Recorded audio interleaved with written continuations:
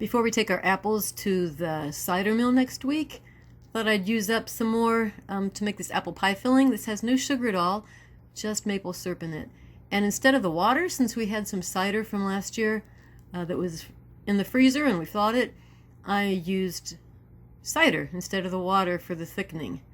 Other than that, it's pretty much the way it's said. I'll show you how I cut it up over here. So I peeled a variety of apples. Peeled them by hand because my apple peeler thing was not working. I put them in the water with a little bit of citric acid powder in it, which kept them nice and white. I'm cutting them into chunks. It was about 18. I think I used 20 apples. And then this is that mixture of cornstarch and cider instead of water, cinnamon and nutmeg. I will pour this over these chopped up apples, and then I'm going to use my Instapot, but on the slow cooker setting, and it's supposed to cook for 3.5 hours, stirring it once every hour. Okay, now I'm going to stir. This is an extra large Instapot, by the way, and again, I'm just having it on the crockpot setting. I'm going to stir the apples here with that cider sauce, that thickened cider sauce, cinnamon and nutmeg and cider, so that all the apples are coated. And then I'll put it in the Instapot and check on it every hour. You want to use the kind of apples here that don't turn to mush. So I've used, what did I use? Some Fuji, some Jonagold, and some Jonathan's. If you didn't want to use maple syrup, you could use honey or brown sugar. And that's it for now. I have it set on slow cook for 3 hours and 30 minutes.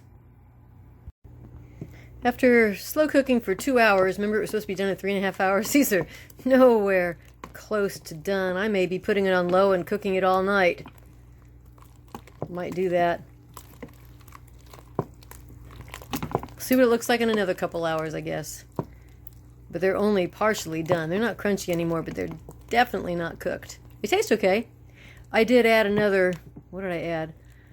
Another 1/3 cup of brown sugar, and I added a 1/2 teaspoon salt. It just tasted a little too blah, but now it will be good. This ended up making 7 pints of apple pie filling. Actually, I turned 5 of them into more apple chutney. I'm going to make some more pie filling probably on Monday. I ended up having the crockpot thing. It just didn't work at all. I had to put this on saute, or then would I stick it on porridge or something? Had to really boil it good to get it thick. So that when I make this next time, I am skipping the crockpot thing. I'm going to make it on the stove the same way I did the chutney. But this ended up really good. I think it'll be nice to have as a topping for ice cream, yogurt, waffles, pancakes, that sort of thing. So I plan to do another 6 or 7 pints of that next week before we take the rest of the apples to make cider out of. And these are my marigolds and Michaelmas daisies.